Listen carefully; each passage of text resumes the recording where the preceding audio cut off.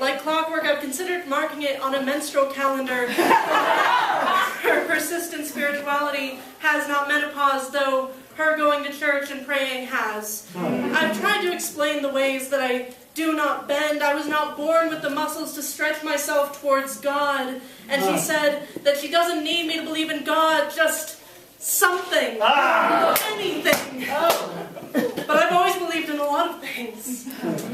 In my first college poetry class, we were taught to get loud with mm-hms and oh yes and amen. And especially church.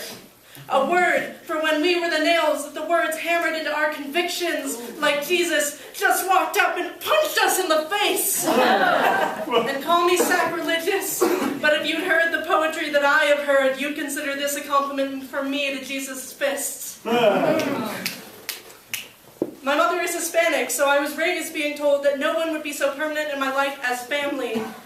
And when everyone else left, they'd still be there. I'm not saying that this is a lie. Basically, everyone I've ever known is out of my life now. But I've also been told that friends are the family you pick. And I've had friends whose families were just as temporary as a Sunday school teacher once they came out, so they ran away from home. And the words and the fist thinking Jesus just punched them in the face. And that is sacrilegious.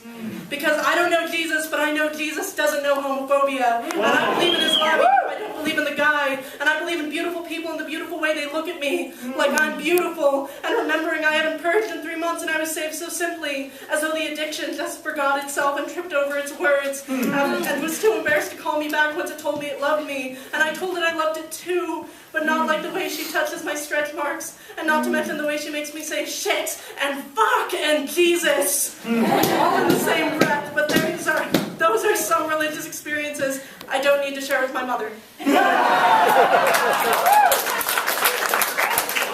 mother says I'll believe the closer I get to death, so I won't have to deal with the inevitable void, the broken skin and holy bones, where the worms create tree roots swallowing the truth.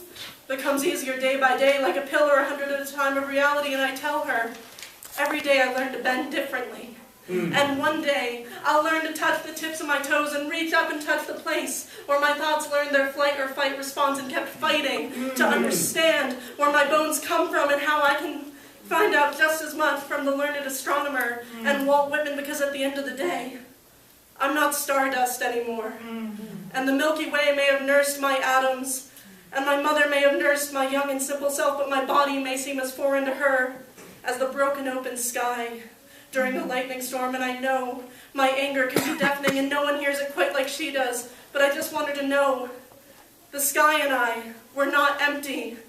The storms and I were not angry, and the holiest feeling is that of the clouds parting like eyes opening and taking in the light and the sound and the breath and whatever else it takes to make people open up their fists and start feeling like every moment they live and eat and fuck and love is a church where they are the pastor and the congregation.